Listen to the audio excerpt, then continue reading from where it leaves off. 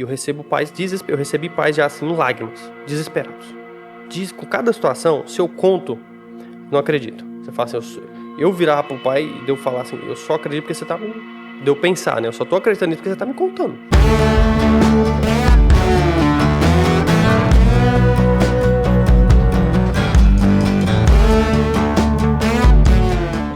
Ora, que bom tê-lo de volta. Como você sabe, a nossa rima é sempre pobre, mas os entrevistados são ótimos e hoje não poderia ser diferente. O nosso entrevistado de hoje é o melhor exemplo de uma pessoa que você fala assim, ela se reinventa.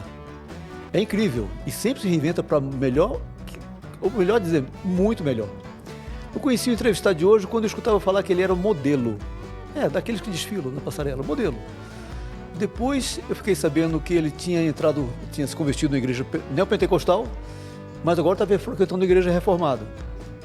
Depois eu passei a frequentar a casa dele com a minha esposa, onde ele ensinava para mim e para muitas pessoas apologética, defesa da fé. Falei, puxa vida, conhece bem filosofia.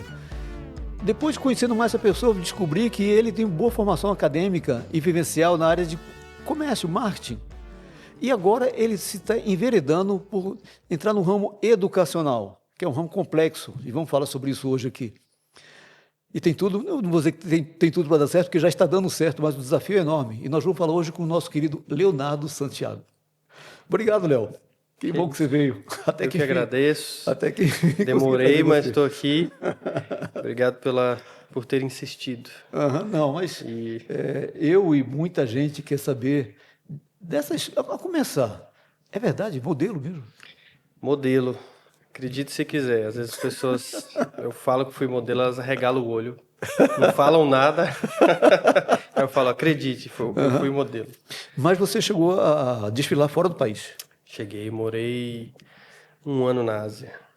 Que lugar? Desfilei aqui, né? Não só desfile, né? Não é só isso que o modelo faz. Sim. Tem outras coisas envolvidas. Aí a história é longa, né?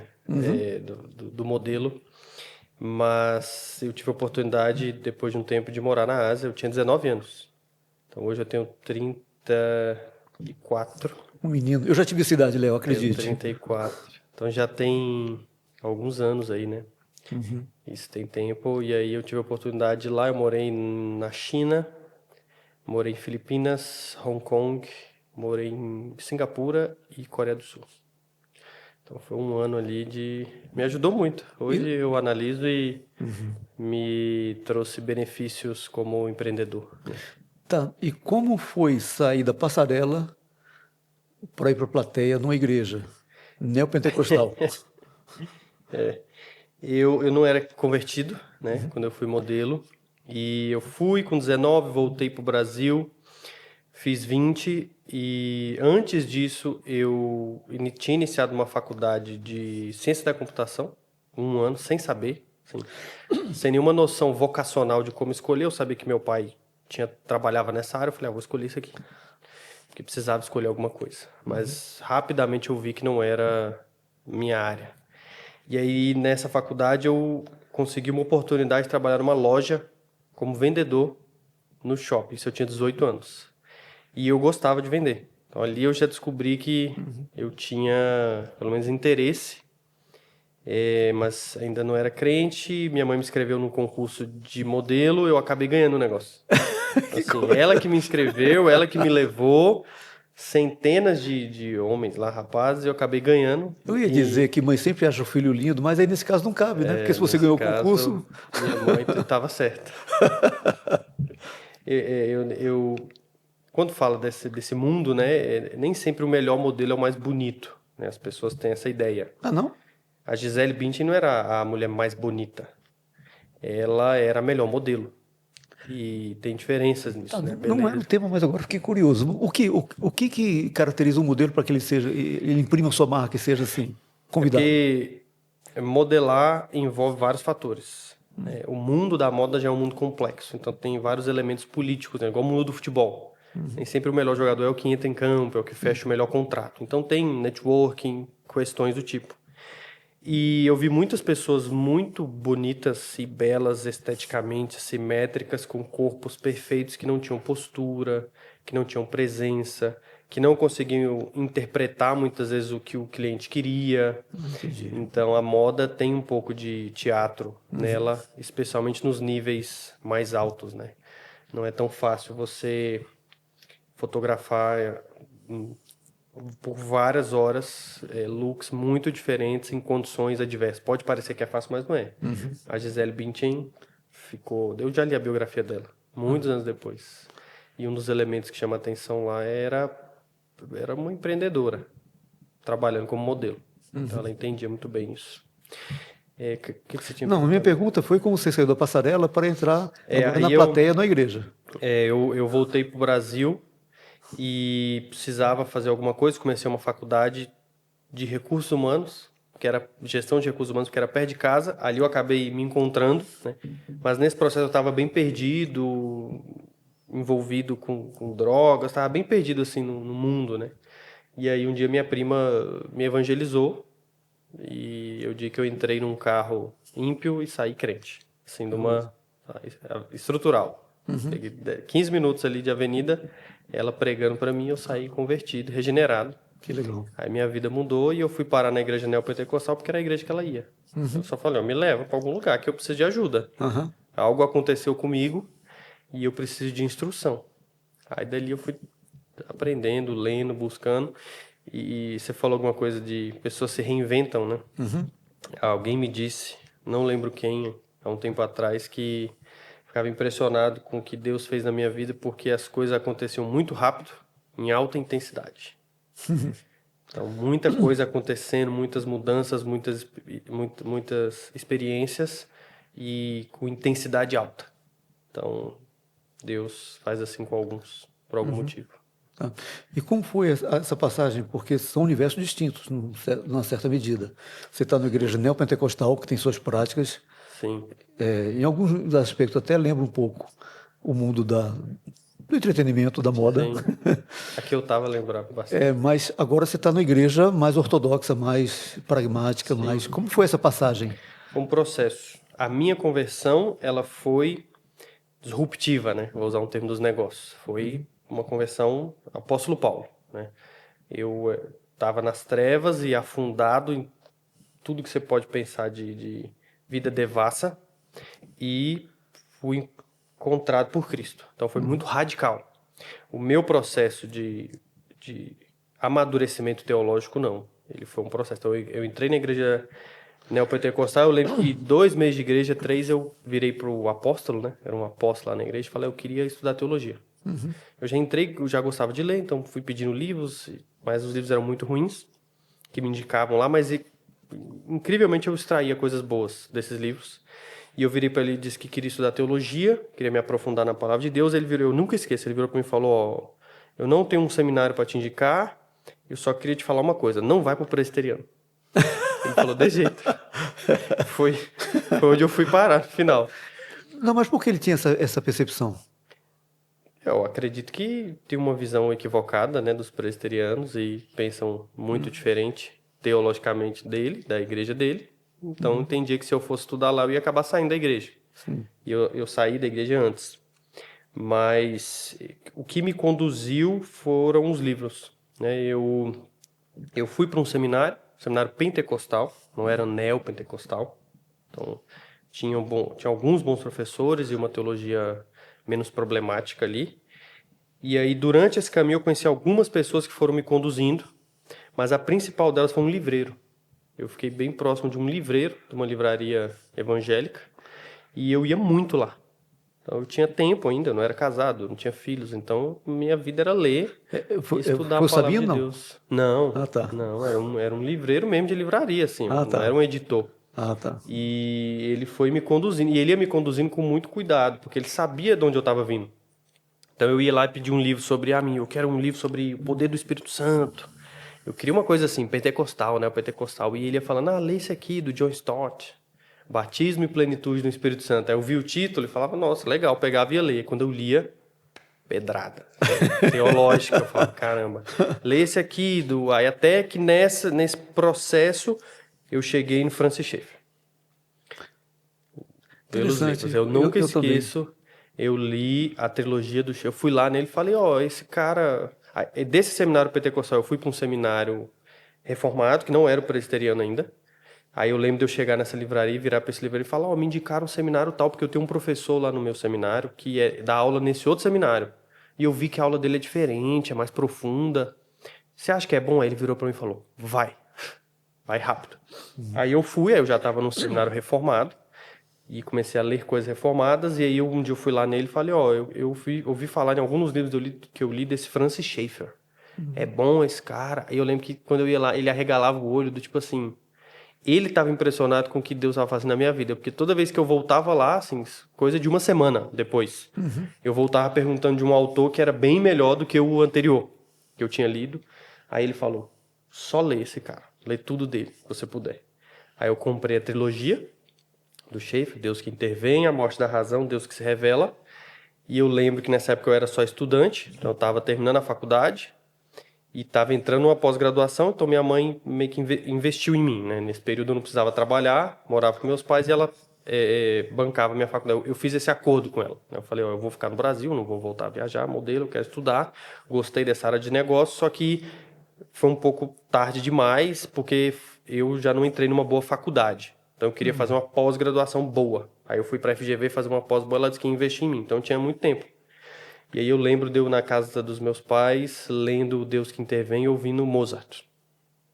Então foi uma experiência transcendental para mim, porque ele impactou radicalmente minha teologia e minha vida. A minha também. A minha também. Eu falava que jamais seria crente, e aí o pastor Vadiló começou a me dar os livros do Schaeffer. E eu tenho, inclusive, é uma relíquia. Era o último que o Refúgio do pastor Vadiló tinha publicado, O Deus que Intervém. E aí ele me deu o livro dele, que era o último. Eita. Desculpa, para mim, eu tenho isso com muito carinho. Quer vender? Não. Valiosa. Até porque o Lau que me deu, então é muito precioso para mim, que foi o cara que me discipulou, né? Mas é interessante você falar do livro, porque nesse seu processo de mudança... Não, mas primeiro me tira uma dúvida, porque eu escutava na igreja que a gente frequentou junto, na CMA, falava assim, aquele Leonardo Santiago, e ele, quando veio para essa igreja, veio aproximadamente 580 pessoas com ele. Não estou exagerando. Mas veio um grupo grande contigo. Como é que foi isso? Não, eu, da igreja neopentecostal, eu saí de lá, e aí eu fiquei um tempo sem igreja. Nessa época eu já namorava a Camila, e aí a gente conheceu um casal, um pastor e a esposa, e eles meio que discipularam a gente por um período, mas a gente eu não era membro de nenhuma igreja. E aí esse período foi um período de estudo, de amadurecimento teológico, e depois eu fui para uma outra igreja que já não era uma igreja neopentecostal, era uma igreja emergente. Era uma igreja assim que o pastor era bem diferente. E era uma igreja que às vezes ela era reformada, às vezes não, um mosaico assim, teológico, bem estranho e problemático. Só que a gente foi para essa igreja e eu virei líder de jovens lá. Então eu liderava a juventude e aí era engraçado que no sábado tinha um encontro da juventude e a gente estudava autores reformados. E aí no domingo eu comecei a perceber que aquilo estava incomodando um pouco o pastor, ele começou a falar alguma coisa de púlpito, e aí algumas coisas estranhas. Eu vi que era um momento também que não ia dar para ficar ali, conversei com ele, tudo. Mas nessa minha saída, muitas pessoas me procuraram. Falaram, por que você está saindo? Então já provavelmente me tinham como uma referência, né, liderança. E aí nisso muitos foram juntos. Acho que foi umas 10, 15 pessoas, provavelmente. Essa é uma marca tua, você realmente vai encabeçando projetos.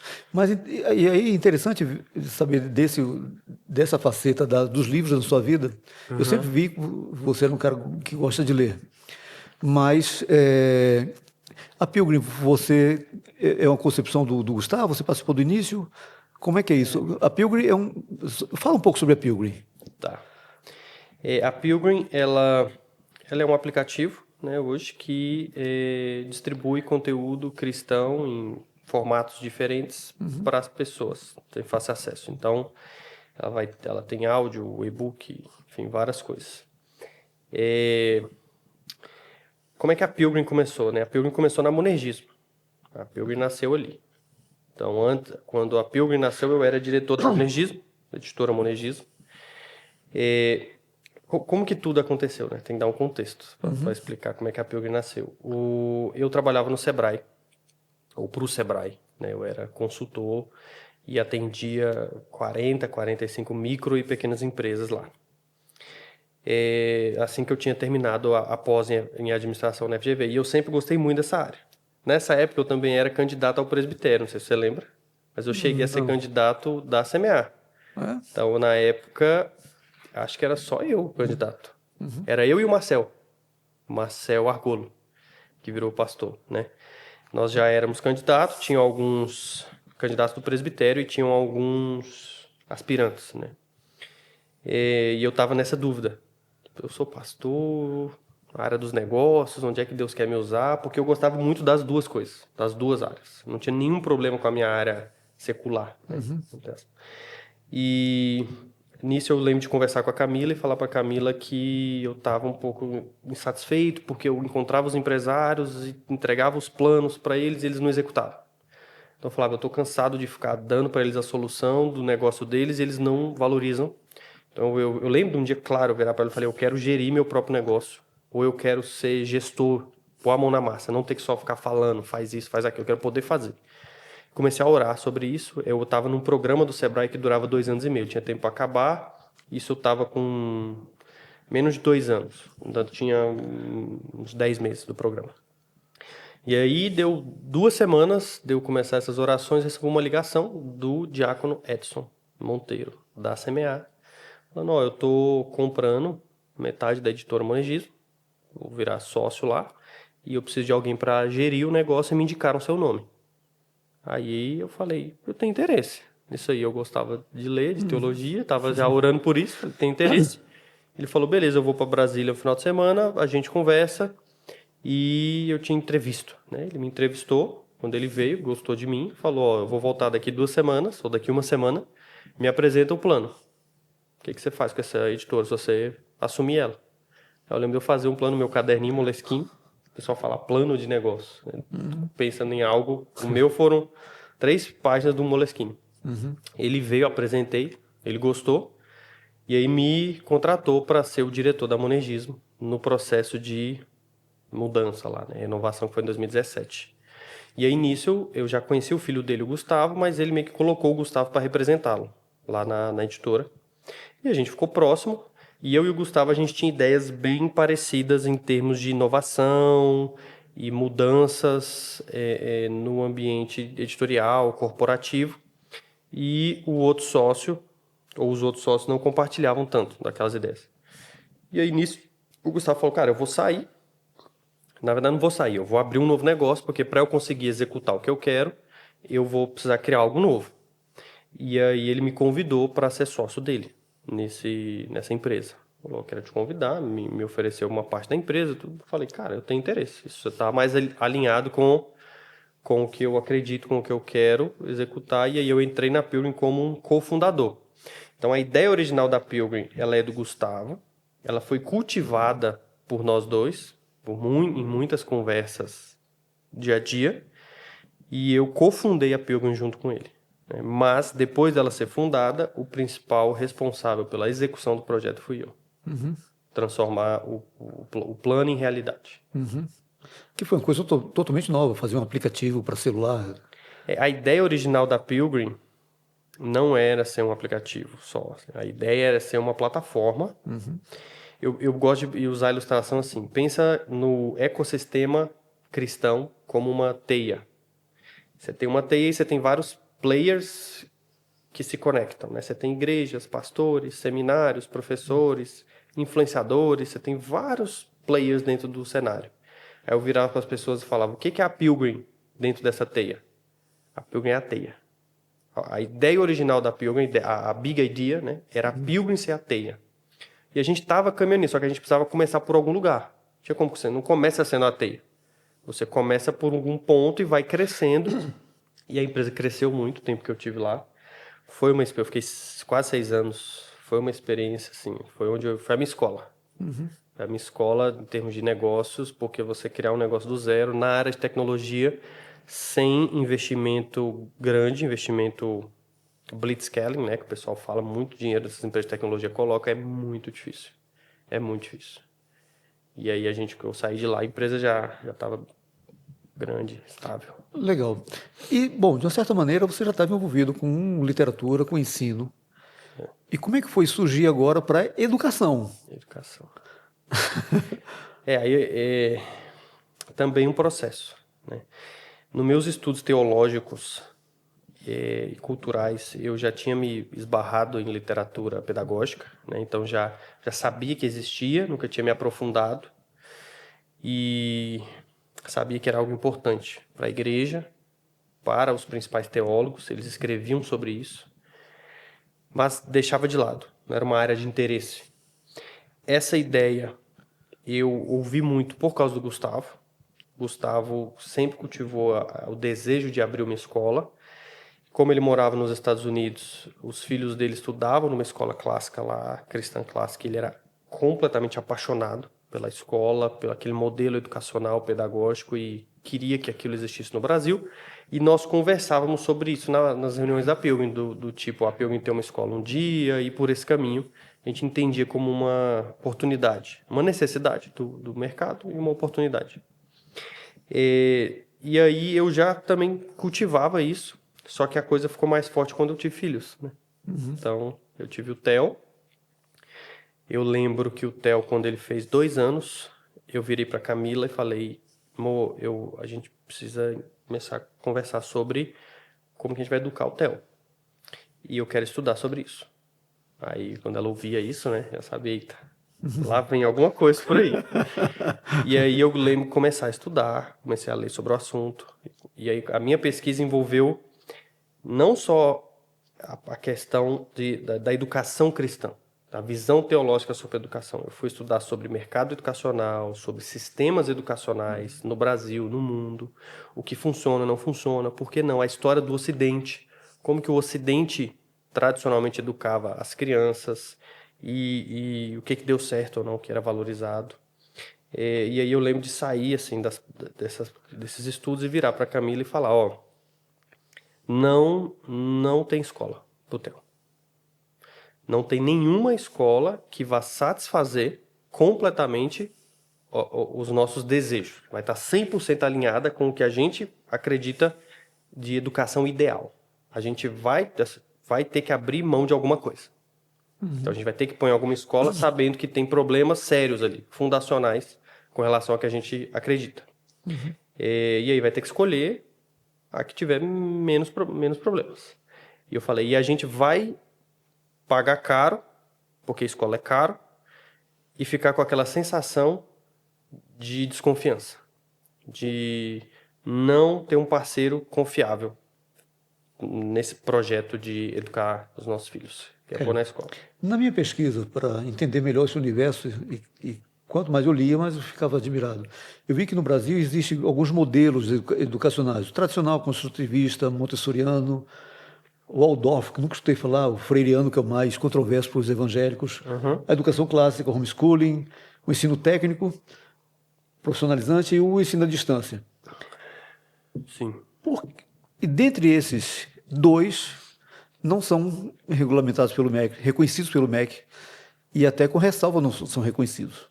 Homeschooling, que eu quero trazer alguém para falar sobre isso aqui, e educação clássica. Por que de todos esses você escolheu educação clássica? O homeschooling, obviamente, não, porque aí não, é uma coisa que cada família faz na sua própria casa. Então,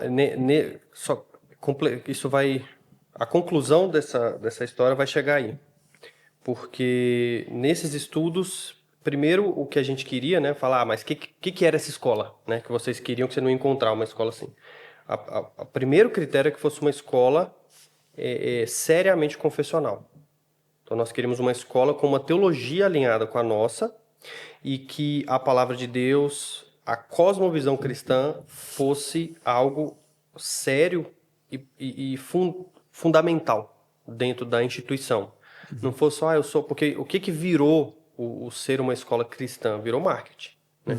Você vê que as escolas têm... eu tenho valores da família. Por quê? Isso vende para o brasileiro. O Brasil ele é majoritariamente conservador em seus princípios, ou tradicional, né? Um país de matriz católica romana.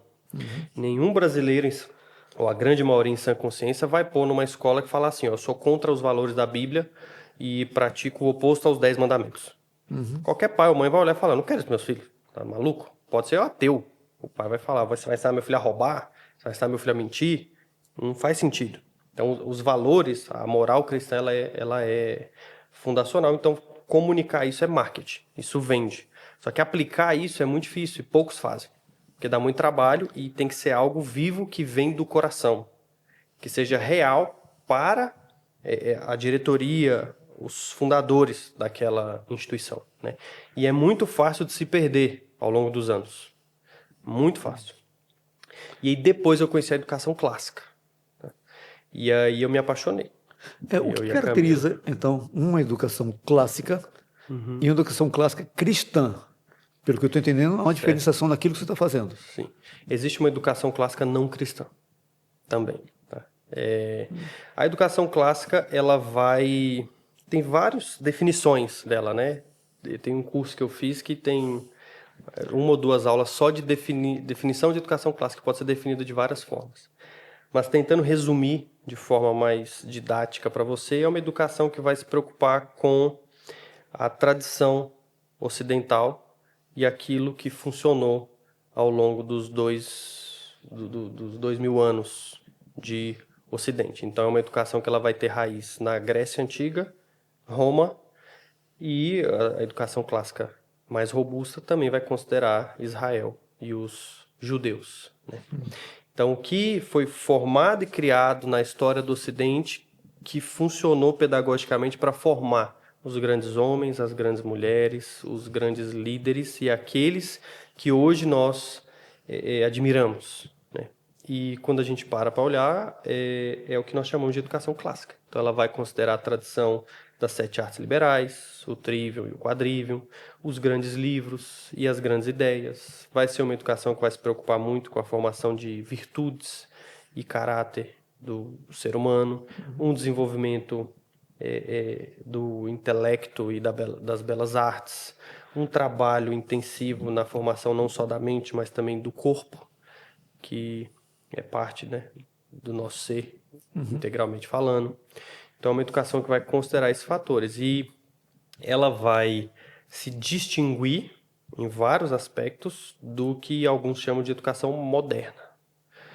Alguns chamam de educação moderna, outros vão chamar de nova pedagogia e aí vão usar termos, né, para definir os seus autores e as linhas de construção, construtivismo pedagógico, trabalhos de... Mas ambas, tanto a moderna quanto a clássica, pela definição que eu vi até agora, elas estão centradas no homem, no conhecimento do homem, produzido pelo homem para o homem.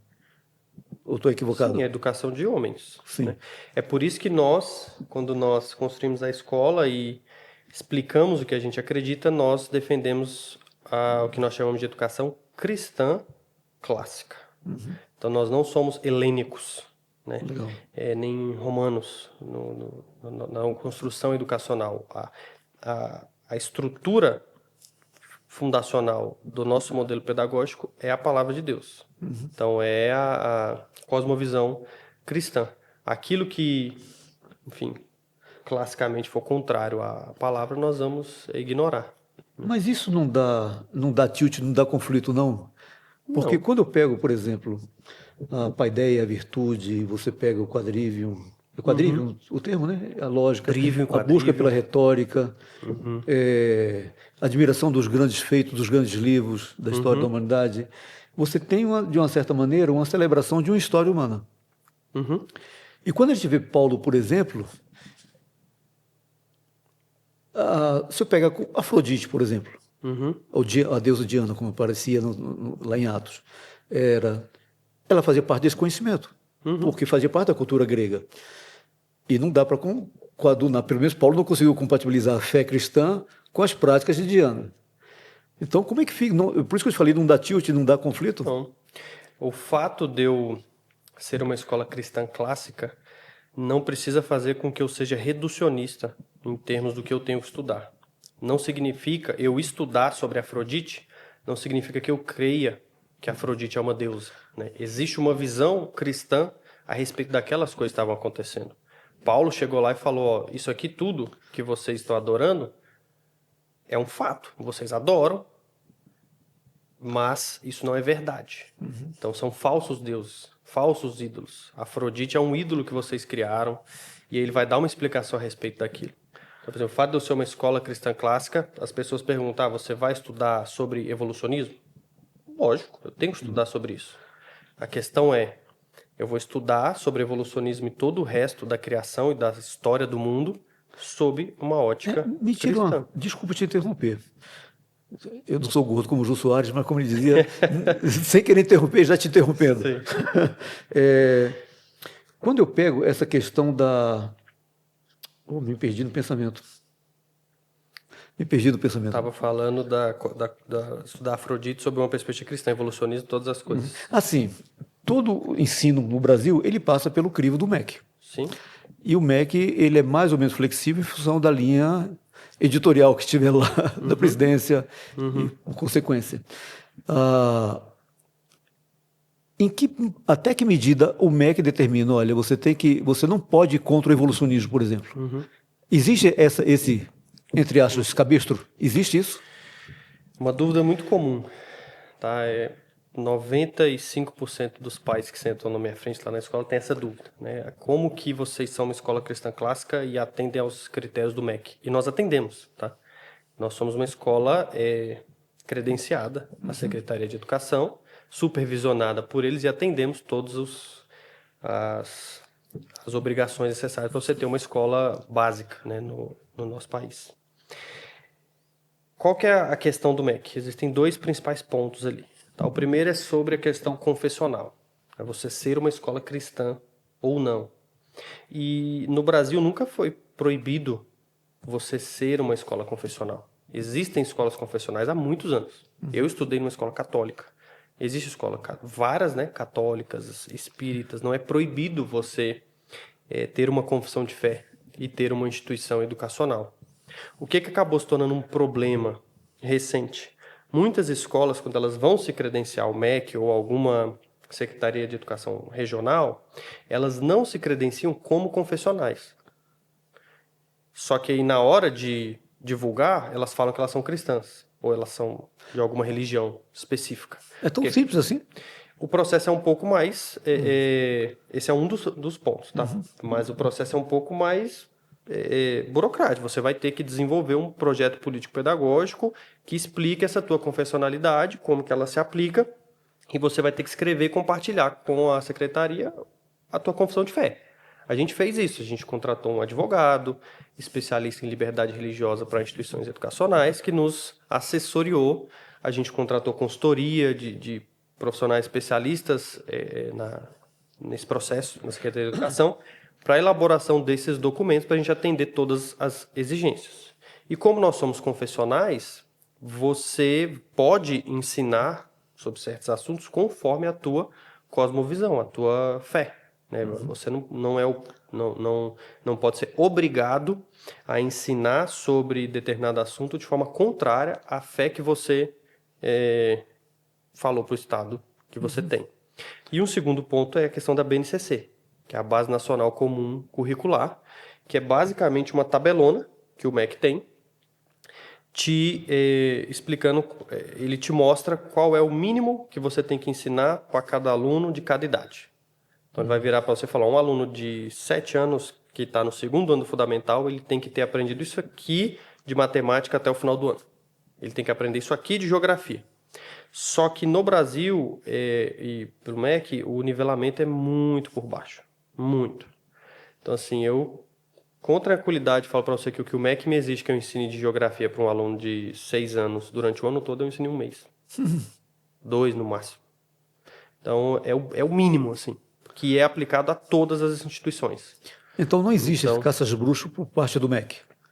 Assim, se você é confessional, eu posso, não pode? O nosso processo foi bem tranquilo. Depende muito vai depender do estado que você está, da secretaria que você está e do profissional que vai avaliar os teus documentos. Né?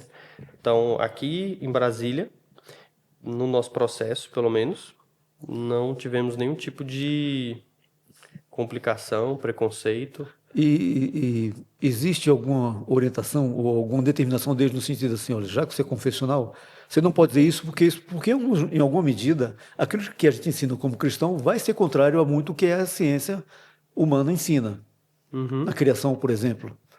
Então, para a ciência humana não existe criação, existe um processo evolutivo. Uhum. Como é que você faz para equalizar esses dois mundos? Você diz que são possibilidades de crença ou, enfim, como é que você sai dessa? Vou te dar um exemplo. Teoria da evolução, né? Teoria da evolução é uma teoria desenvolvida por um cientista a respeito de várias questões ambientais e biológicas que alguns acabaram expandindo aquilo ali a ponto de se tornar uma cosmovisão que explica a origem do universo, né? Você estudar sobre evolucionismo, explicar quais foram as teorias que esse cientista trouxe, não existe nenhum conflito com a fé cristã nisso. Agora, você falar para o aluno que essa teoria explica a origem de todas as coisas é uma teoria.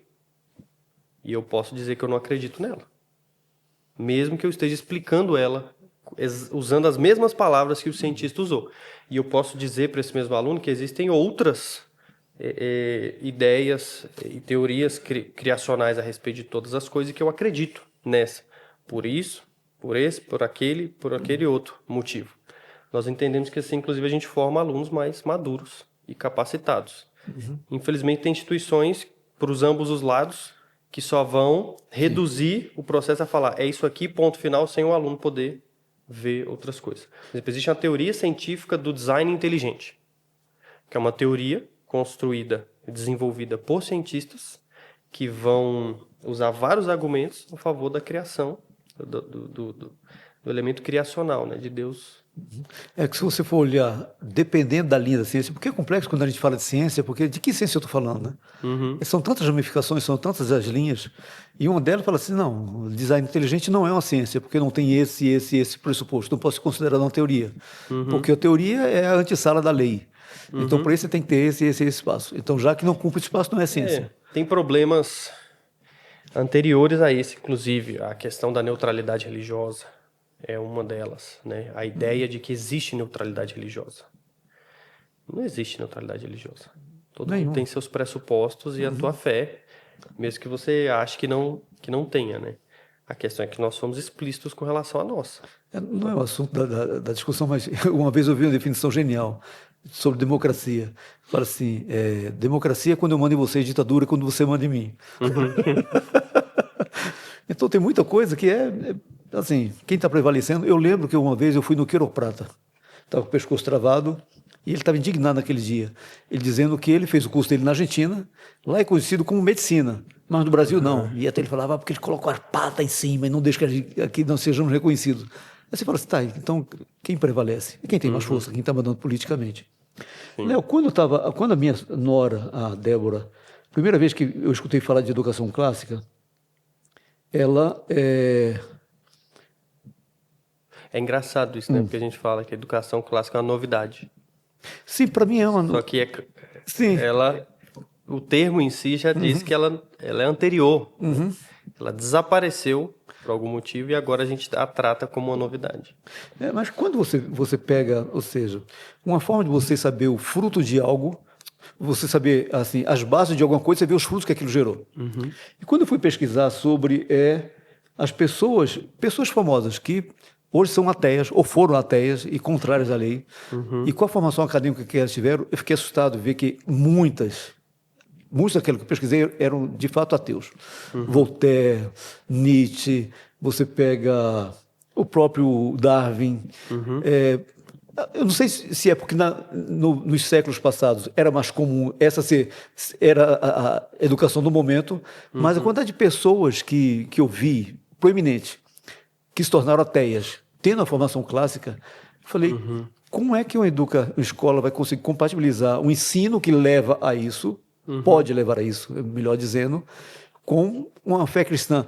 Uma escola de educação clássica cristã era suficiente para que eu gere cristãos tementes a Deus ou simplesmente pessoas que têm um bom conhecimento, são fantásticas, sacam de tudo? Não, uma escola cristã clássica não é suficiente para gerar pessoas que têm uma fé sincera no Senhor Jesus, uma Não, vida piedosa, desculpa, assim como uma igreja saudável não é. Não, sim, não, eu quis dizer uma educação clássica cristã. Não vai ser suficiente. Assim como uma igreja saudável não é. Tem muitas pessoas dentro de uma igreja saudável que vão ser apóstatas, hereges, vão sair e a gente vai falar, é culpa da igreja? Não é culpa da igreja. É o método e o modelo mais que nós acreditamos ser mais saudável para educar nossos filhos no mundo atual, moderno e contemporâneo, né? Essa questão de a formação clássica formou muitos ateus. Ela também formou muitos grandes homens de Deus, escritores, todos os reformadores. Você pode colocar na lista. Tiveram uma educação clássica. Mas houve uma certa. Porque na raiz da educação clássica nós temos a escolástica, nós temos a medieval, como é que é? Não me lembro o termo agora. Que a reforma, a Renascença, né? que a reforma foi contra a forma como se transforma aquele ensino, até porque na sequência veio o iluminismo e, por consequência, o humanismo. Não, João Calvino foi educado classicamente. Sim. Era um homem das... A questão aqui está na definição do que é educação clássica, né? Porque quando eu explico para os pais lá, eu explico para eles, a espinha dorsal do método clássico são as 7 artes liberais. Então nós vamos trabalhar o trívio, as 3 artes da linguagem, que é a gramática, a lógica e a retórica, que nós consideramos as artes internas ao ser humano. Então a primeira coisa que eu ensino para esse aluno é a dominar sua língua. Então ele vai dominar o português, a língua em todos os seus... Ah, que legal. Vocês então ensinam sobre pronome neutro. Não.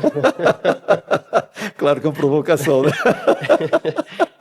No caso, uma linguagem de qualidade. Não, é tão absurdo isso, do meu ponto de vista, que eu não consigo entender como se considera no meio acadêmico esse tipo de situação. Mas voltei para você, desculpa. Destruído, né?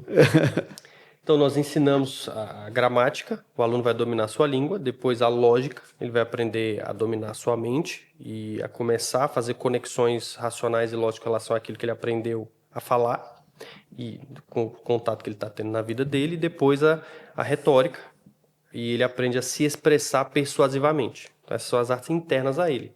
Depois ele aprende, a gente trabalha com ele, o que nós consideramos ser as artes externas ao ser humano, que é o quadrívio.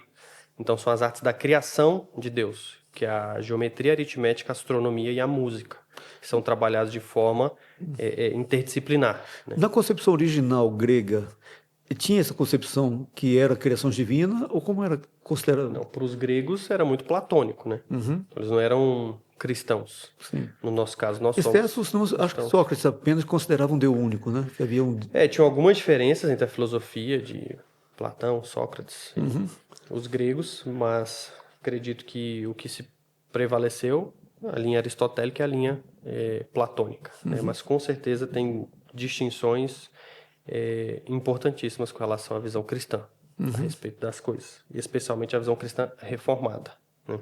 E não católico-romana, que tem uma linha romana que é muito aristotélica. Então, nós trabalhamos as 7 artes liberais. Nós temos uma ênfase grande na questão das línguas. Então, o aluno começa a estudar línguas clássicas mais cedo, mas ele estuda latim, inglês, e no ensino médio ele vai estudar grego e hebraico. Então, tem uma ênfase que é bem valorizada, inclusive pela educação moderna, né? Línguas e idiomas. Nós trabalhamos bastante a questão das belas artes.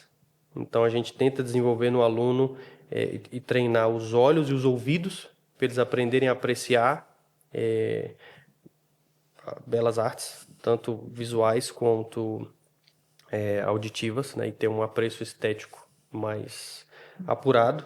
Existe o treinamento do corpo dele, né, que envolve uma alimentação saudável, equilíbrio, desenvolvimento de força, volta muito para a ideia das Olimpíadas, né, que vem de lá. Então, você vê que quando você para analisar esses elementos, o que tem de diferente nisso?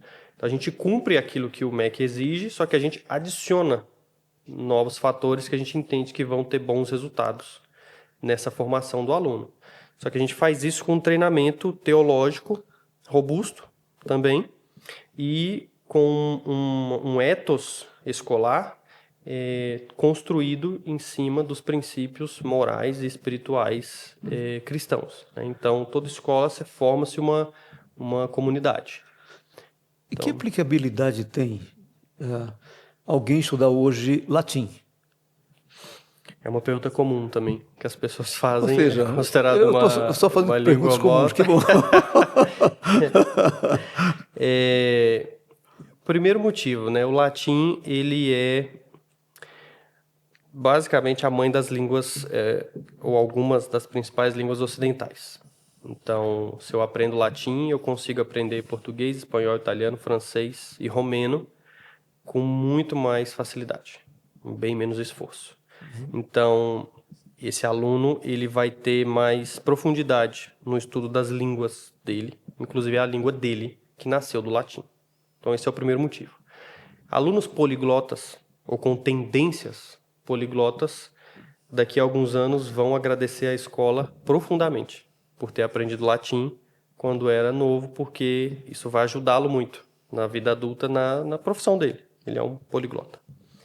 Segundo motivo, o latim tem uma frase, eu não lembro exatamente de quem é, mas fala assim: me dê um aluno com bom latim que eu te entrego um grande matemático. Ele falava essa frase. Porque a estrutura do latim, ela é uma estrutura robusta, muito bem organizada, não é à toa que é uma língua mãe. E dizem que você estudar latim faz com que você aprenda a estudar. Você aprenda a estudar. Então, o próprio estudo do latim em si te traz benefícios intelectuais e acadêmicos de longo prazo. Você se torna um estudante melhor. E, como consequência, para alguns alunos, a longo prazo, vai ter possíveis conexões com o campo de trabalho dele. Se você for para a área da medicina, do direito, termos e palavras em latim são usadas com uma frequência bem maior. E terceiro, no nosso caso da escola, o latim vai se conectar com a ênfase da escola na leitura dos grandes livros. Então, a ideia é que o aluno saia da escola ao final do ensino médio tendo lido ou tido contato com os principais clássicos do Ocidente. Alguns deles no original. O original no Ocidente, ou é inglês, ou é latim, ou é grego. Então, o latim, para a gente, ele vai existir por causa desses três motivos. Bom, facilita a minha vida. Então, como entrevistador, que outras perguntas são feitas pelos pais que te procuram lá? Essa questão do MEC, eu acho que é a principal, não só pelos pais, mas por várias pessoas que estão interessadas em abrir escolas ao redor do país. Então, é possível você abrir uma escola cristã clássica, cumprir os critérios do MEC e seus alunos vão conseguir ser bem avaliados nos exames nacionais, só que você precisa de uma assessoria, fazer isso bem feito. A questão do latim é uma outra pergunta. Uma outra pergunta muito comum é: meu filho, se estudar aqui na Virtus, vai estar preparado para passar na UNB? Passar no PAS, no Enem, porque ele vai estudar essas coisas, educação clássica, é diferente? Eu viro para os pais, quando eles me fazem essa pergunta, eu falo: eu vou te responder com sinceridade e eu prometo que eu não quero soar soberbo na minha resposta, porque não é essa a intenção. Mas o meu desejo eu quero preparar teu filho para ele ser capaz de passar nas principais avaliações, no ITA, no IME, nos principais avaliações. Então, eu acredito que ele será capaz de passar na UNB se esse for o objetivo dele. Porque lá na escola, a gente está muito mais preocupado em trabalhar elementos vocacionais dos alunos do que pensar neles como rebanho de uma faculdade ou uma instituição ou uma prova específica. Então, o que a gente quer fazer com nossos alunos quando eles entrarem nessa idade, nessa fase da vida, é entender, junto com a família, qual a vocação desse aluno. Ele quer ser um médico. O outro a gente vê que tem tendência grande para engenharia, um outro para robótica. Tá, vamos sonhar alto? Vamos mirar lá em cima? O mais alto que a gente puder, porque se a gente acertar na metade do caminho, a gente já acertou muito alto. Então, vamos preparar esse aluno para ir para a melhor faculdade do mundo na área de medicina, é Harvard. Como que a gente faz isso? Então, existe um programa de tutoria, no caso lá no ensino médio, específica para cada aluno, quando a gente tiver um ensino médio, né? A gente ainda não tem, para preparar ele para o seu objetivo, o seu desafio vocacional da vida adulta. Então, alguns alunos meus do ensino médio, seus tutores vão estar preparando eles para passar em Harvard, outros para passar no ITA, outros para passar no IME, outros para passar na UNB, vai de acordo com os objetivos da família e daquele aluno. Então, de forma prática nisso aqui, vão ter algumas parcerias que a gente vai fazer com instituições que ajudam a financiar, dar bolsas de estudo para alunos brasileiros estudarem em outras universidades, e, enfim, nesse processo de preparação. Então, é uma pergunta comum que eu recebo. Então, a gente prepara os alunos para passar no desafio que ele entender que é o dele. Vocês são procurados por pais não cristãos que querem que seu filho tenha uma formação? Alguns procuram. Até o ano passado, 100% das famílias da escola eram evangélicas, de denominações muito diferentes. Então, não são nada parecidos, assim. Esse ano nós já temos algumas famílias não evangélicas. Então, tem algumas famílias católicas, eu sei que tem uma família espírita, tem uma família... Eu não sei o nome da religião em si, mas é Hare Krishna. Eu não sei, porque tem um nome. Sim. Mas eu sei que eles são conhecidos como Hare Krishna. Então, mas são pais que procuraram a escola porque acreditam que o método pedagógico clássico é o melhor. Então, estão preocupados com essa formação acadêmica e intelectual e querem que os filhos cresçam sob valores morais e espirituais da tradição cristã. Então, eles querem que os filhos cresçam nesse tipo de ambiente. Mas, na prática, Lê, assim, sendo bem objetivo, já que você cumpre o mínimo do currículo do MEC e você dá os conteúdos cristãos, isso é o que na prática? Todo mundo, filho de Ana, vamos orar. Vamos cantar o hino e depois orar, cantar um hino, hino nacional e depois um hino evangélico. Uhum. O que é isso na prática? Então, começa com a teoria, né? A teoria que desenvolve a prática. E o aspecto mais importante da teoria é a visão antropológica. Uhum. Tá? Então, eu digo que a sua antropologia, ela define a sua pedagogia. É por isso que é praticamente impossível você ter uma visão antropológica errada a respeito do ser humano e desenvolver uma pedagogia boa e correta. Por quê? Porque o que eu entendo que o ser humano vai definir a forma que eu devo educá-lo, que eu devo criá-lo. Então, a nossa antropologia ela é cristã. Nós entendemos o homem como criado, à imagem e semelhança de Deus, corpo e alma. Isso aqui já define muita coisa. Acredite se quiser, porque se eu acreditar que o homem é produto da evolução, uma folha em branco, já muda tudo a forma que eu vou educar ele. Então, eu entendo que, além disso, o homem é pecador. Esse é o elemento principal. Se eu entendo que eu estou tratando e lidando e educando pecadores. E não folhas em branco inocentes. Isso já muda muito as práticas pedagógicas. Mas a visão cristã ela vai influenciar as disciplinas, porque eu trabalho tudo sob uma cosmovisão cristã, então uma visão de mundo cristã. Isso vai influenciar a forma que eu vejo a história, a forma que eu vejo os acontecimentos, os heróis, os vilões, ciências.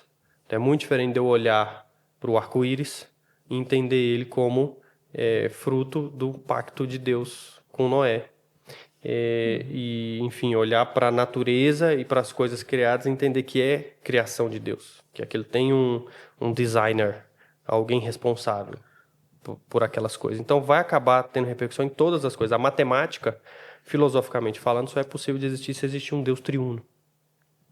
Se você for cavucar fundo, tem livros sobre isso, inclusive, Webb Poitras, alguns outros cientistas que escreveram sobre esse assunto. Então, ela vai acabar influenciando diretamente nas matérias mesmo. É lógico, influencia sobre as práticas morais que a escola valoriza ou desvaloriza, que a gente incentiva ou desincentiva. Se uma criança pecar na escola, eu vou explicar para ela que aquilo é um pecado, para ela que é um pecado, que é um erro, que ela tem que pedir perdão. O processo de restauração bíblico, digamos assim. A família não cristã, ela é informada de antemão que isso vai acontecer. Ela tem que ler todo o nosso manual, regimento escolar, e ela está de acordo com aquilo. Então, assim como qualquer outra escola. Se você entrar numa escola que é católica, a escola tem um padre e tem a missa na escola, você é informado disso no processo de matrícula e você está de acordo, né, com aquilo. E várias outras. Então, os pais são informados. A gente tem um manual da família com mais de 50 páginas que os pais têm que ler antes de entrar na escola. Uma coisa que eu sempre vi em você, Léo, nas conversas que a gente já teve, é a sua preocupação de fazer Jesus conhecido por meio do ensino. Eu li recentemente um artigo falando que muitas famílias hoje estão repensando o modelo americano de ensino, não de ensino, mas de contratação do ensino. Porque a família, quando o filho vai para a universidade, ela sabe que a partir dali ela está endividada para o resto da vida. Porque as melhores universidades são caríssimas. Muito caro.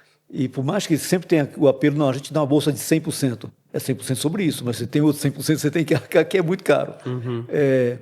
E quando você vai aplicar aquilo na prática, nem sempre em vida você vai recuperar o investimento que você fez. Ou seja, qualquer educação no mundo ocidental hoje é muito caro. Eu lembro quando eu botei meus filhos para estudar quando era criança, tinha um valor. Hoje, um dia desses me falaram, eu não acreditei. Eu falei, não é possível, que por mês isso? Por mês isso. Eu falei, não dá. Não caberia no meu bolso educar meus filhos da forma que eu eduquei no passado. Mas eu te pergunto, não valeria a pena... Não é que valeria a pena, não sei se é o melhor termo, mas não seria melhor você ter muitas escolas com essa filosofia, com custo menor, abrindo mão de algumas coisas, para que você pudesse falar com muitos, do que você ter... Porque vocês são limitados, e você ter uma ou outra escola que um grupo menor daqueles que podem pagar vão ter essa formação. Consegui ser claro na minha pergunta? Esse é um desafio, eu diria... empresarial, né, cultural, eu tento atender até onde vai o meu alcance, né? Às vezes as pessoas me perguntam assim, por que eu abri uma escola, né? O motivador, o impulso central, ele foi teológico. Eu abri uma escola por causa da minha teologia. Então, os autores que eu li, as minhas influências, eu entendo que é algo importante para o reino de Deus. Antigamente a gente usava o termo plantar escola. Talvez você tenha visto isso com seus olhos. Então, era comum você plantar uma igreja e uma escola. Sim, a igreja protestante tinha isso. Então, isso foi muito comum na Genebra de João Calvino, entre alguns reformadores. Por quê? Porque o povo de Deus não concebia, não fazia sentido para eles a ideia de colocar seus filhos para educar sob a instrução dos ímpios. Então, qual é o sentido faz eu mandar meu filho, uma criança, e toda criança ela é vulnerável em termos intelectuais, é mais fácil de influenciar e moldar ela. Qual o sentido de eu mandá-la para estudar sob a instrução, a liderança e o exemplo dos ímpios? E, teologicamente, isso não fazia sentido nenhum para mim. Falei, cara, não faz sentido. Nós precisamos ter escolas cristãs alinhadas com os nossos valores para a gente educar nossos filhos. E quando eu fui ler a tradição teológica da igreja protestante, eu vi que era algo óbvio para eles. Calvino escreveu sobre isso, Lutero, vários outros. E aí depois eu cheguei num dos meus autores favoritos, que é Abraham Kuyper. E aí Kuyper é mais recente, né? Então, final do século XIX, começo do século XX. E ele foi várias coisas, mas dentre as quais ele foi primeiro-ministro da Holanda, ele fundou alguns jornais, ele era pastor, ele foi multivocacionado, digamos assim, e ele influenciou muito o desenvolvimento da teoria pedagógica neocalvinista e que foi implementada na Holanda. Então ele defendia a ideia de um pluralismo teológico, né? E explicava que cada grupo de pais deveria poder colocar os seus filhos para estudar em escolas que tivessem a mesma fé deles. Então, ele incentivava, e o Estado holandês, no caso, até subsidiava grupos de pais que quisessem abrir uma escola para os seus filhos estudarem perto das suas casas. Então, nós temos 50 pais ali que moram aqui na vizinhança, todos cristãos, e nós queremos abrir uma escola com essa linha com a gente acredita para os nossos filhos estudarem. O Estado ia lá e falava, ok. Um outro grupo de 50 pais, ateus, querem abrir uma escola, seguindo essa linha, o Estado ia lá e dava o mesmo incentivo sem privilegiar nenhuma das frentes, né? Essa é uma forma disso acontecer, né? Hoje, quando a gente para analisar o nosso contexto, seria ideal isso acontecer, mas é muito difícil. É muito difícil. Quando eu fui abrir a escola, já estava em termos de planejar, né? Eu virei para um mentor meu dos negócios e falei para ele, eu quero abrir a escola, expliquei o projeto, ele falou, é um grande projeto, tem tudo para dar certo. Tanto em aspectos de propósito, é algo importante, a gente precisa, quanto em termos de negócio. O mercado vai receber isso aí e vai te recompensar, digamos assim. É um bom negócio. E eu virei para ele e falei, só que eu quero fazer algo acessível. Eu quero fazer uma coisa que... A conta fecha? Então a conta não fechava. Eu quero fazer algo acessível porque eu não quero que seja algo elitizado. Eu quero que as pessoas que valorizem aquilo, entendam a importância, tenham condição de pôr seu filho lá. Então eu estava mais preocupado em ter o cliente ideal, a pessoa que entendesse o que é a educação cristã clássica, quisesse aquilo, desejasse aquilo e colocasse, independente da renda dela. A conta não fechava de jeito nenhum e ele falou, não é o que eu te indico fazer. Ele falou para mim, cobra caro. Ele virou e falou desse jeito, põe o valor mais alto que você puder pôr. Aí eu olhei assim, por quê? Aí ele falou, principal motivo, você quer abençoar as pessoas, dá desconto. Mas o que você está fazendo vale 10 mil reais, vamos dizer, a mensalidade. É o valor daquilo. Você precisa comunicar esse valor. Se você deu 90% de desconto para essa pessoa, e essa pessoa paga R$1.000, ela vai valorizar mais. Ela vai entender a importância daquilo. Se você fala que é R$1.000, as pessoas vão achar que o valor daquilo é R$1.000. E a segunda coisa, crie um programa de bolsa de estudo. Usa o dinheiro dos ricos para ajudar os pobres. E se você quiser, você consegue fazer isso. Então, foi o que eu tenho tentado fazer lá na escola. Então, a nossa mensalidade não está entre as mais caras. As escolas mais caras do DF custam 6, 7, 8 mil reais. Essas são as escolas de elite, a gente chama de escolas internacionais. O padrão das escolas da classe média é R$1.500, 1.600, 1.900, algumas bate R$2.000. Classe média alta já vai aumentar um pouco. A nossa mensalidade está no meio disso. Então, não é uma mensalidade barata.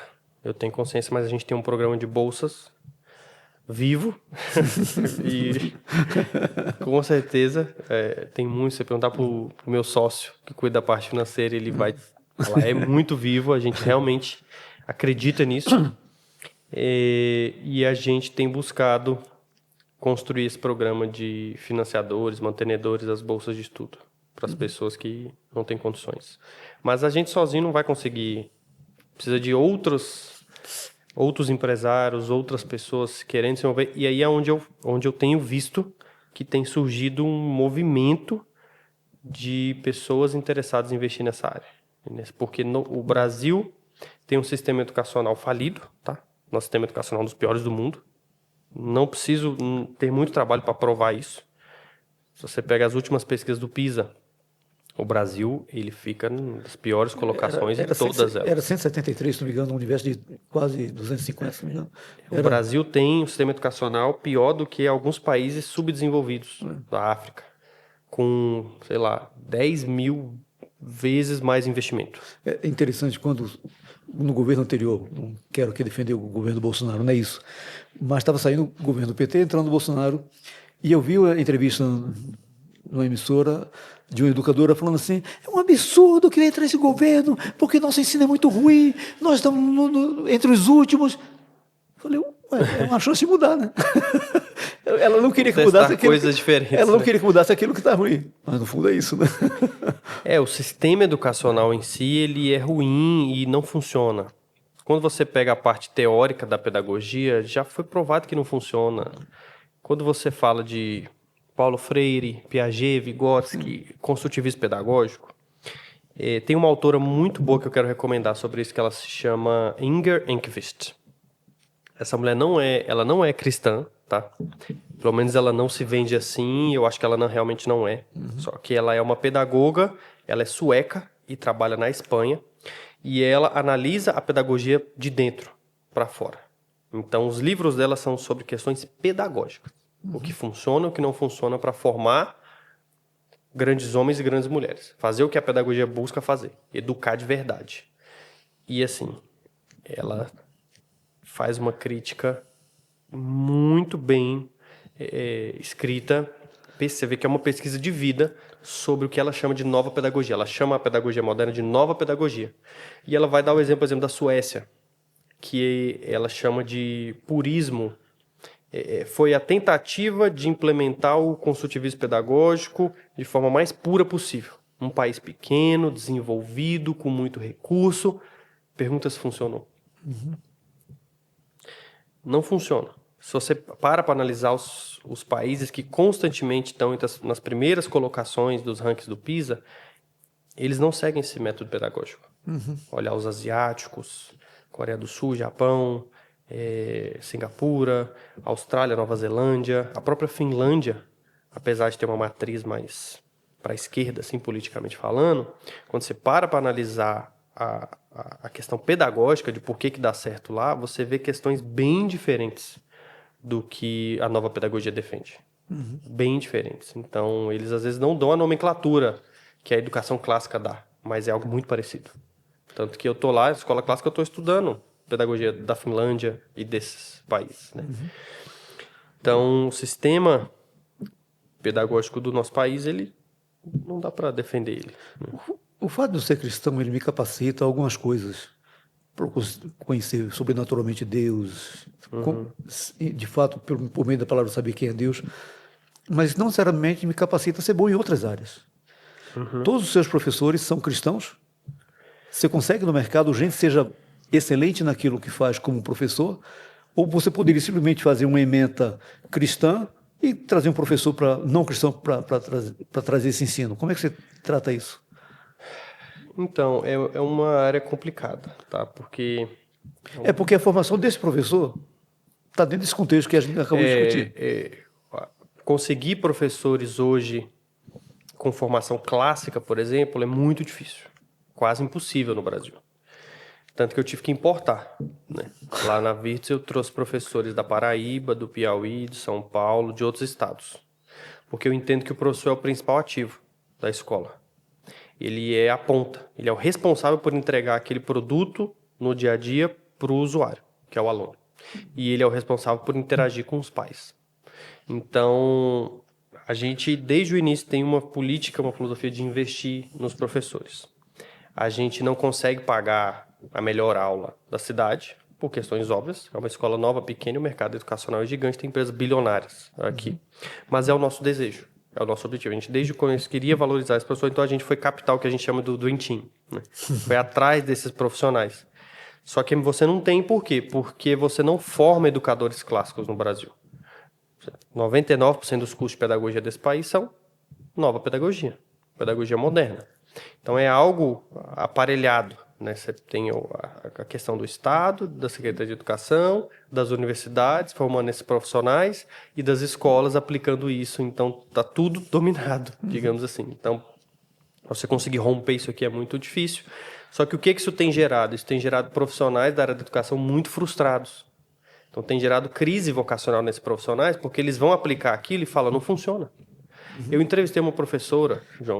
A entrevista dessa professora me impactou muito. Uma professora, ela fez o nosso programa a gente tem uma oficina de formação de educadores clássicos, dura uma semana, intensiva, todo dia, aberto, não é só para os nossos professores, aberto para todo mundo, a gente faz uma vez por ano. Ela foi lá, alguém recomendou para ela fez. Ela trabalhava numa rede de escolas grande da cidade. E aí ela virou para mim na entrevista, explicou que ela estava... A mulher só chorava essa nossa oficina é mais choro do que... É impressionante. E aí ela virou para mim e aí ela falou bem assim, eu quero lembrar as palavras que ela usou que foi mais impactante. A primeira coisa, eu perguntei assim, a escola, ela é cristã que você trabalha? Porque muitas se dizem ser, né? Ela falou assim, depende do pai que pergunta. Essa foi a resposta dela. Depende. Do pai que pergunta.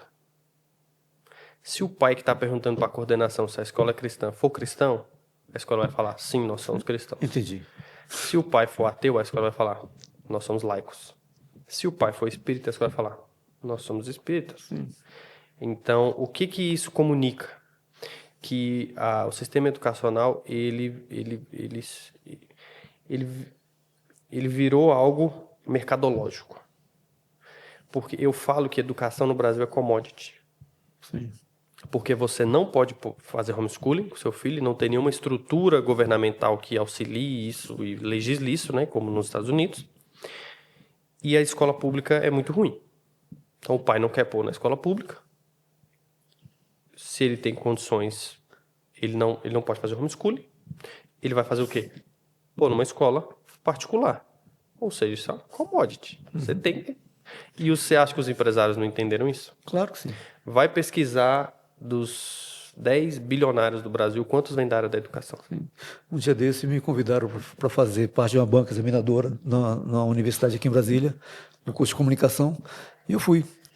E aí os alunos apresentando as coisas, eu falei, e o professor, assim, do meu lado, o orientador, eu falei, você pode me dar a análise crítica que eles fizeram para esse produto que eles estão apresentando?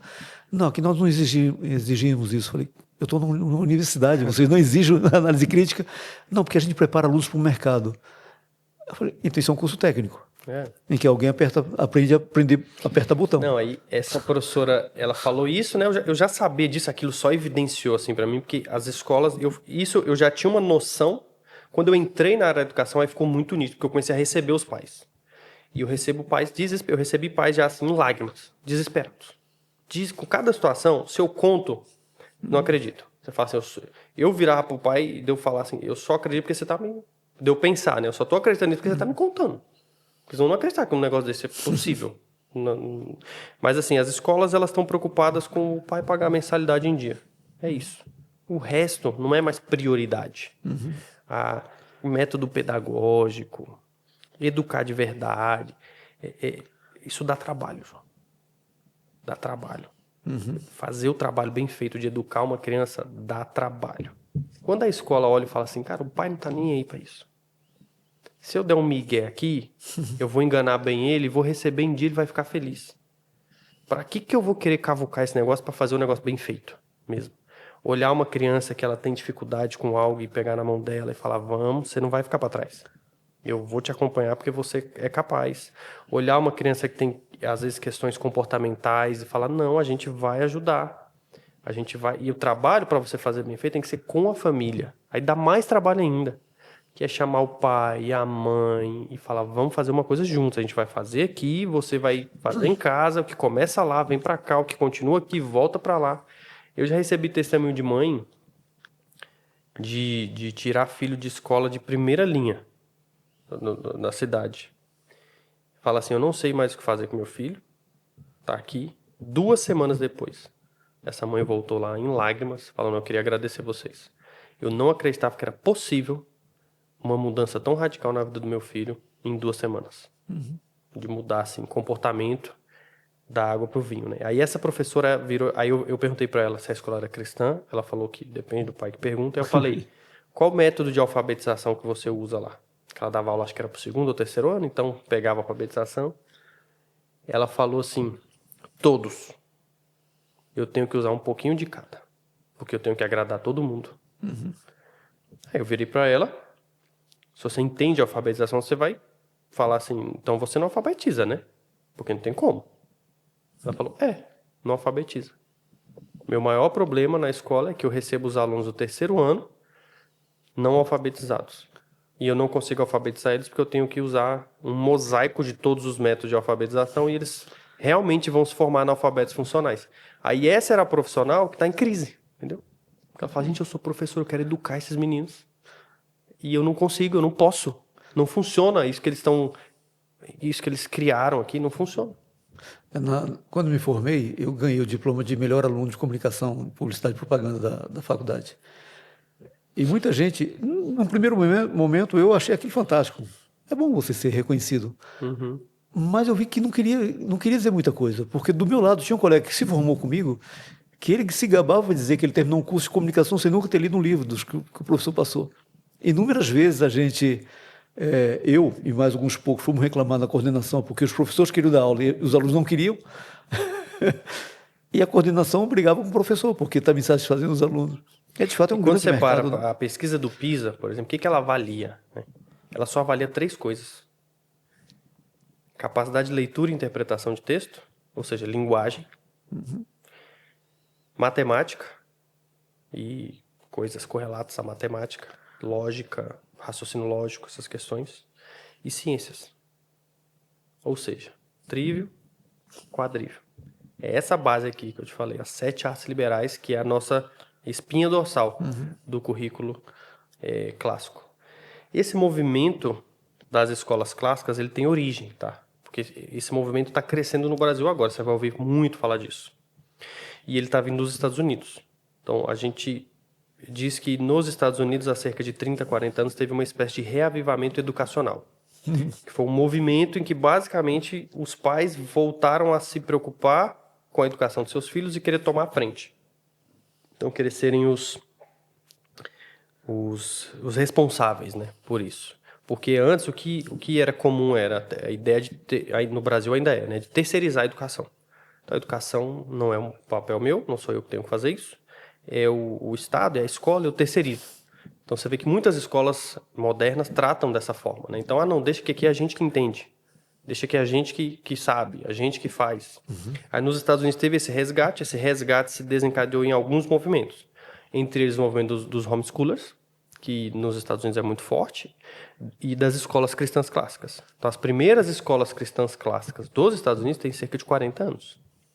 E aí teve um movimento no meio dos dois, que é o de instituições umbrella, que eles chamam. Que são, assim, pais que fazem homeschooling supervisionados pela escola. Então, ele ensina em casa, mas seguindo um método da escola, o material da escola. O filho vai na escola 2, 3 vezes por semana, faz as avaliações na escola. Eles chamam de guarda-chuva, né? Então, isso é possível lá. Aqui no Brasil, ainda não é. Mas acredito que se um dia o homeschooling for regulado aqui, vai ser algo do tipo. Porque o mercado educacional tem tanta força, tanto poder, que ele não vai abrir mão dessa fatia da pizza e entregar para as famílias. Então, ele vai querer receber alguma coisa em troca do pai educa, mas ok, me dá a minha parte. Eu supervisiono isso para você. Acho que vai por esse caminho. Então, esse movimento aqui no Brasil é fruto de lá. E ele está crescendo e vai crescer muito. Eu tenho acompanhado. A gente tem, acho que nem 10 escolas cristãs clássicas no país. Mas o que eu já vi de pessoas que ou estão abrindo escolas ou que estão interessadas em abrir, assim, dezenas. Então, ele vai... O nome da sua escola é Virtus. Virtus. E, claro, obviamente está dentro da linha da virtude, que é um dos pilares da educação clássica. Mas na Bíblia, a gente vê que Deus valoriza muito mais a sua piedade do que seu conhecimento. Conhecimento intelectual que eu estou dizendo. Não seria melhor ter colocado Sanctus ao invés de Virtus? Não, nós entendemos que a piedade, a santidade, ela faz parte da vida de um homem virtuoso. Né? Quando a gente para analisar o que a Bíblia chama de sabedoria, né? Ou de homem sábio, envolve várias características. E a primeira, a principal delas, é o temor do Senhor. Tudo começa, para nós, a virtude começa com o temor do Senhor. Legal. Então, essas coisas não são separáveis, elas não são fragmentadas. Léo, em algum momento te trouxe algum conflito como homem de negócios? Você está cuidando dessas coisas como um homem de Deus. É estranho fazer esse tipo de pergunta, mas as pessoas normalmente fazem essa divisão. Olha, aqui eu sou de César, aqui eu sou de Deus. Aqui eu sou um homem de negócio. E negócio é dinheiro, é lucro, é retorno. Sem observar que muitas vezes eles estão servindo mais a mamão do que a Deus. Isso te trouxe algum conflito em algum momento? Porque eu imagino, pelo conhecimento que você tem, que isso poderia... Ou seja, você poderia vender sua escola por 10 mil por mês e ter o melhor lucro por 10 mil por mês.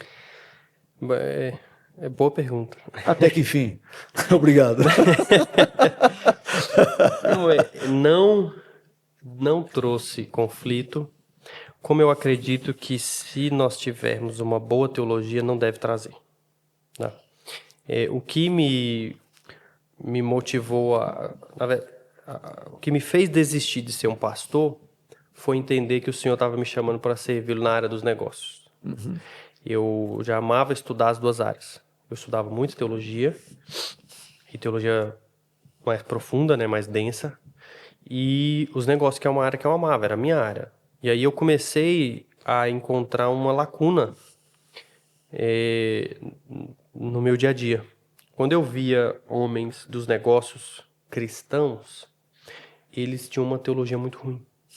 Uma teologia água com açúcar e bases teológicas muito frágeis e que faziam eles e não conseguirem ler as situações, ser cristão no negócio, saber como que a sua teologia influenciava no negócio. Tomada de decisão e planejamento, coisa do tipo. Quando eu via homens teologicamente bem treinados, pastores e coisas do tipo, querendo se envolver na área dos negócios, eu via que eles tinham visões de negócio muito ruins. Eles não entendiam assim as referências dos negócios e achavam que ser cristão nos negócios é ter um peixe, fazer na camisa da empresa, o nome da empresa ser Shalom, ou fazer uma oração no início se reduzia a isso, né? Então eu falava, gente, eu não consigo encontrar uma pessoa para conversar que consiga colocar na mesma frase Herman Bavinck e Peter Drucker, ou Andy Grove. Eu não encontrava pessoas navegando o que tinha de melhor nos dois mundos. E eu vi uma lacuna. Foi aqui que eu quis me enfiar, nessa lacuna. Falei, é aqui que eu acho que Deus está me chamando para atuar. Então eu quis entrar e me enveredar nessa área para aplicar isso nas minhas empresas e ajudar outros a fazerem o mesmo. Esse é o motivo de eu ter criado o Talentum. Não sei se você conhece, Não. ouviu falar? Talentum é uma comunidade que eu criei junto com a minha sócia, a Fernanda, de empreendedores cristãos. Que legal, Léo. Para ajudar esses empreendedores e profissionais, né, a entender como que a sua fé se integra com o seu trabalho e como que eu posso ser cristão nos meus negócios, como a minha teologia afeta o meu negócio, não só nos aspectos morais, mas técnicos mesmo. Como é que existe algum site de acesso, um Instagram, algum lugar? Eu acho que o canal mais fácil é ir no Instagram. Você digita lá Talentum. Talentum Sim. é talento em latim, que vem da parábola dos talentos. É Instagram, @Talentum. Se pôr Talentum lá, já Legal. @talento. Você não imagina como isso me deixa feliz, porque quando eu estudando um pouco da história, a minha pós-graduação também é em marketing. E eu tenho admiração por aquilo que o Peter Drucker fez pela sociedade. Mas quando eu vi a associação do que a igreja, principalmente as Six Sensitive, se apropriaram dos ensinamentos de Peter Drucker para fazer marketing dentro da igreja, em que as pessoas pudessem sentir melhor em detrimento daquilo que Deus ensinava, eu falei, cara, o marketing pode ser horrível. Esse é um problema que está dentro dessa lacuna aqui, que eu te falei. Então, as pessoas confundem as coisas, faz uma esfera, invade a outra. Existe um problema desse extremo e existe um problema do outro extremo, que são as igrejas que elas não conseguem fazer teologia pública. Ela não consegue entender como que o Peter Drucker poderia ser cristão, por exemplo, e ser cristão no seu trabalho, no dia a dia. Elas confundem as coisas. Uma vez uma pessoa perguntou, João Inácio, você é cineasta e cristão? Eu falei, não, eu sou cristão. Eventualmente eu sou cineasta. Deus nos chama para cada momento para uma coisa diferente. Léo, há quanto tempo que a Virtus começou? Ano passado. Né? A minha transição da Pilgrim para a Virtus, eu conversei com o meu sócio, Gustavo, falei que ia sair da Pilgrim em setembro de 22. Fiz uma transição de 3, 4 meses. A Virtus iniciou seu CNPJ em janeiro de 23.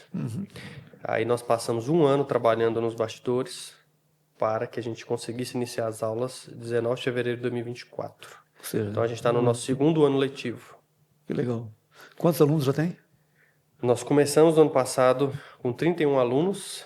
Hoje a gente está com 230. Uau! 31 para 231 anos. E quais são os planos futuros? Lá na Virtus, pessoal, tem algumas brincadeiras lá, tá? Uma delas é, eles falam que a Virtus é os X-Men do Léo. Os amigos mais próximos falam, você foi lá ver o Instituto X-Men do Léo lá, que ele tá criando os mutantes dele. Então, Agora que eu entendi. eu sou o Charles Xavier, entendeu? Jogar uma moeda pra ver se Não, prende você. Então tem essa. E uma outra, você já viu Prison Break, a série? Sim, eu vi um pouquinho, mas vi. A primeira temporada, né? Aí tem o Michael, que entra no presídio pra salvar o irmão. E ele faz todo um plano super bem desenhado, elaborado e tatua no corpo dele. Então Isso. a planta da prisão e o plano, vários elementos do plano estão tatuados nele. Aí o pessoal brinca a falar que o meu plano da Virtus é o meu mapa do Michael, porque eu pude passar algum tempo planejando bem. Então eu fiquei alguns meses ali planejando, pensando, então, cara, como que eu vou fazer para minha instituição não se perder no futuro? E se eu morrer? E aquilo? E tal? E pensando em todos os elementos. Então, pude pensar bastante nisso, né? Algumas coisas que eu posso te falar sobre o futuro, tá? A gente prioriza qualidade e controle. Quando eu falo controle, é a preservação dos aspectos confessionais e de qualidade da escola, a velocidade. Eu já recebi inúmeras propostas para abrir franquia da Virtus, outra unidade da Virtus, investir na Virtus, de jogador de futebol, a cara do agronegócio, a empresário grande de São Paulo. Já recebi inúmeras propostas e eu agradeço, mas não é a prioridade. A prioridade é a qualidade. Então, o plano é estruturar essa unidade, a gente vai mudar de lugar. A gente está numa localização bem ruim. A localização da Virtus ela é paradoxal, porque você não foi lá, né? Mas é numa rua cheia de borracharia, numa região longe das regiões nobres da cidade. E a gente tem pais lá na escola que vai para lá do Jardim Botânico, Sobradinho, Lago Sul, pai que dirige 1 hora e meia para ir para a 40, 50 escola, quilômetros. para deixar o menino na escola. Então é algo para chegar num lugar que é a Rua das Borracharias. Eles olham assim e falam, meu Deus, só que a gente também brinca e fala que quando você passa da porta lá, você entrou em Nárnia. Que a porta da Virtus é a porta do guarda-roupa de Nárnia. Então você realmente tem essa sensação. Porque parece que você entrou em um mundo paralelo. A arquitetura do lugar, a questão mais clássica, todo o ambiente, a gente chama de atmosfera, ele foi criado para ser mais clean, mais sereno, para ajudar o aluno a estudar, a se acalmar, a prestar atenção. Lá na escola não são permitidas telas, a alimentação tem que ser uma alimentação saudável, as belas artes, a música clássica, ela está em todo lugar, cercada. Então, é diferente. Abre aspas, tá? Contando as coisas que me veio à cabeça. Que teve uma vez eu recebi uma mãe lá, um casal, né? Era uma mulher que era da área da educação, então uma pedagoga moderna, digamos assim, casado com um cara de Portugal. E aí ela foi entrando na escola e eu só via assim o olho dela regalando, porque ela estava comparando aquilo com a realidade dela, a escola que ela estava. E tudo era muito diferente. Aí eu lembro que o momento, o clímax, o choque do negócio foi quando ela subiu a escada. Quando você subia a escada, você dava de cara numa sala de aula, que era uma sala de aula do primeiro ano. E a escola lá já é toda assim, você vê que não tem estímulos visuais para os alunos, não tem muita cor, essa coisa do color, porque toda escola cristã que é infantil que você vai, é tudo colorido, né? Lá não tem isso. E aí ela entrou, quando ela subiu a escada, ela bateu o olho, tava a sala do primeiro ano, tinha uma aluna loirinha, bonitinha, Eloá, com um avental, tendo aula de belas artes, pintando assim um quadro, toda inspirada, concentrada, ouvindo Beethoven na sala. Então, uma menina de 6 anos, com um avental, olhando para uma obra, tentando reproduzir uma coisa assim de Beethoven. Aquela mulher, ela paralisou. Ela olhou assim, ela deve ter imaginado na escola dela o que o aluno de 6 anos estava fazendo, e como é que era lá, e falou, como é que um negócio desse é possível? Ela simplesmente, ela ficou 1 minuto assim, 2 parado, olhando, tentando conceber aquilo, né? Então tem esses elementos da Nárnia, né? E aí a gente vai mudar de lugar, Então, ano que vem a gente está indo para um lugar maior, bem maior. Então, tem 4 mil metros quadrados. Então, um desafio aí que a gente está agora é reformar esse lugar e preparar. Ele é melhor localizado. Então, ele fica ali no meio da IPTG. Então, vai ficar mais perto para quem está aqui no plano piloto, em outras localidades. Meu objetivo primário é consolidar essa unidade. As nossas unidades têm planos de ter no máximo 700, 750 alunos. Não passar disso, não queremos ser mega churches, né? Tem as mega churches. A ideia é não ser mega schools. E aí depois, quem sabe, depois estiver bem estruturado, com um time treinado, maduro, abrir outra unidade aqui no DF. Legal, Léo. Eu tinha curiosidade de ouvir tudo isso, porque a minha nora é uma das professoras. Sim. E uma vez ela falou assim, porque eu chamei o aluno e falei, você sabia que isso é pecado? E na minha cabeça ela falou assim, menina, você, professora, como é que você pode falar na sala de aula que isso é pecado? O MEC vai fechar a escola. Mas foi elucidador você trazer, de fato, como que o MEC atua, porque é muito mito também, né? Tem... Eu pessoalmente nunca vi, até o momento, nenhum caso do MEC ideologicamente proibir alguma escola de abrir e operar porque ela é cristã. Porque a questão do clássico é uma aplicação pedagógica. Então, o clássico não vai ter nenhum problema porque ele vai além. Ele vai atender o que o MEC quer e vai dar mais coisas para o aluno. Então, não teria problema. Agora, você proibir uma escola de atuar porque ela é cristã, eu, pessoalmente, nunca vi, até porque isso iria contra a Constituição, contra a lei do país. Legal. Léo, como é que se pode localizar Virtus? Virtus, Escola Cristã Clássica. Só pôr no Google que aparece. Tá bom, Só eu vou botar o link no rodapé. Aí tem Instagram, tem site, dá para acessar lá. Legal, Léo. Poxa, Deus permita vocês consigam de fato fazer disso um modelo. Porque a sociedade precisa de gente que sabe fazer tecnicamente bem feito, isso envolve marketing, mas com uma piedade no coração, isso envolve devoção a Deus. Obrigado. Amém, eu que agradeço. Obrigado pelo convite. Estou disponível. Se quiser que venha mais vezes, outros assuntos. Tá bom, estamos tá bom. aí. Não, em breve, em algum momento, eu quero estruturar melhor o que é assim, o lado mais empresarial em si. Imposto, controle de qualidade, controle financeiro, tudo isso que envolve uma vida de um empresário que os cristãos muitas vezes relegam, às vezes conscientemente. Sim. E aí fazem o que não deve. Quando eu abri a Virtus, só para terminar, o intuito era esse, criar uma grande escola que fosse uma grande empresa, bem administrada, bem gerida e pudesse dar testemunho e glorificasse a Deus nas duas áreas. Enfim, então... A minha formação inicial na área de química. E eu fico, por exemplo, quando você falou do arco-íris, eu falo assim, eu posso chegar para um aluno e atender ao padrão do MEC e dizer, olha, o que acontece ali é a refração da partícula das moléculas de água, assim, assim, assim, assim, assim, por isso que decompõe em cores, como você vê. Eu não fiz nada de errado. Mas nada impede que eu fale assim, contanto, isso foi criado por alguém, que revela a natureza de Deus, revela a aliança do Senhor, tudo isso. A questão é, a tua resposta, se elas parasse ali, ela não ia conseguir dar para o aluno o porquê. Por quê? Você explicou para ele o que tem ali, como que é executado. Agora, por que esse negócio existe? Por que todas as coisas existem? E vocês vão além lá. Sim, essa é a ideia. Louvado seja Deus. Léo, obrigado. Queridos, acabou. Bom, os links de acesso eu já coloquei todos aí para você ver e manter contato com a Virtus ou com o próprio Léo, que tem muito a nos ensinar nessa área. É uma pessoa que há muito, eu admiro ele, a esposa dele, a Camila. Eu espero que você tenha gostado. Eu gostei muito, aprendi muito. Cada vez que eu vou fazer uma entrevista como essa, eu tenho que me esmerar para que eu faça as melhores perguntas. E é alentador quando alguém fala assim, olha, essa pergunta é muito boa. Eu falo, puxa vida, pelo menos uma.